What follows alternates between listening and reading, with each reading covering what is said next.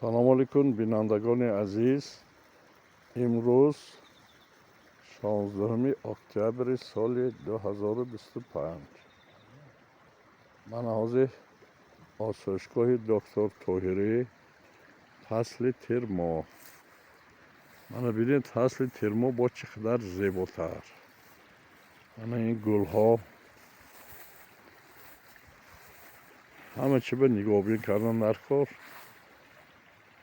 اگر ناز نگاه کنید گل ها هم تمام فصل سال شکفته نیستند.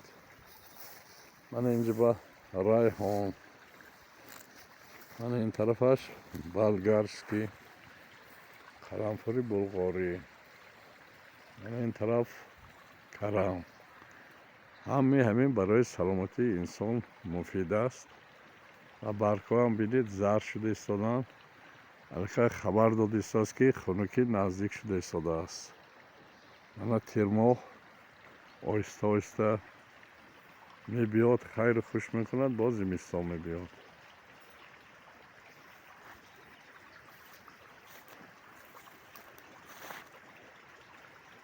در آغوش طبیعت بودن این خود تبابت است. انسان های طبیعت تبابت میکند، طبیعت انسان زیبا میکند، درخت میشلاند، نگاه بین میکند، گل های میشلاند. همین برای که سلامتی انسان نقش شود.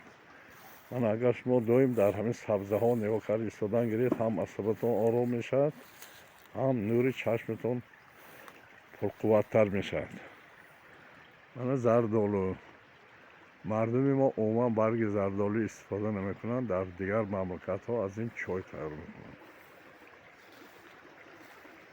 شلم زردالو زیاد استفاده میشد در طب خلقی. همین